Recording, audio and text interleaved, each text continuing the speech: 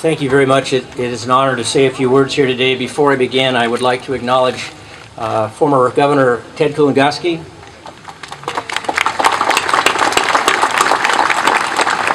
I think it's fair to say set the gold standard for how we would treat our veterans here in the state.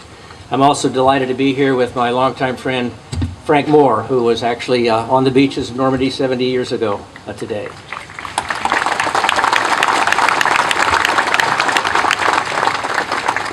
D-Day was 74 years ago on July 6, 1944.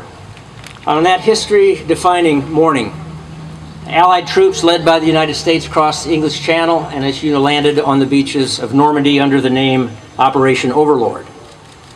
That invasion involved 150,000 Allied troops, 5,000 ships, 11,000 aircraft. At the end of the first day, 9,000 Allied soldiers were dead or wounded. My own father set sail from New York Harbor on April 4th, 1944, the day his first daughter was born, who he didn't see for over 2 years. And he entered Europe through those same beaches several months after D-Day and marched all the way to Berlin.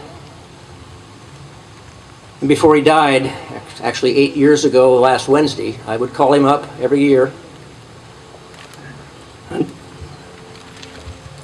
on June 6th and thank him for saving the world. 70 years later and half a world away, we're gathered here on this delightful spring afternoon to remember those who served and sacrificed and survived and came home to their families and their communities to rebuild this nation and to rebuild our world. When we talk about heroes, I think we tend to think of people with superhuman powers.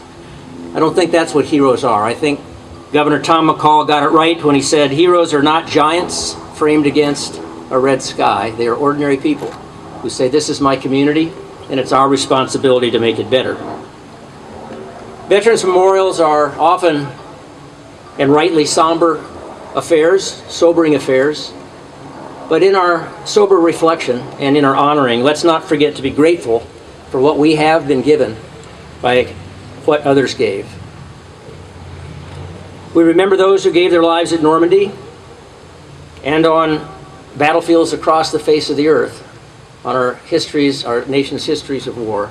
But it is also important for us to recognize those who survived not only World War II, but Korea and Vietnam and Iraq another time, and Afghanistan.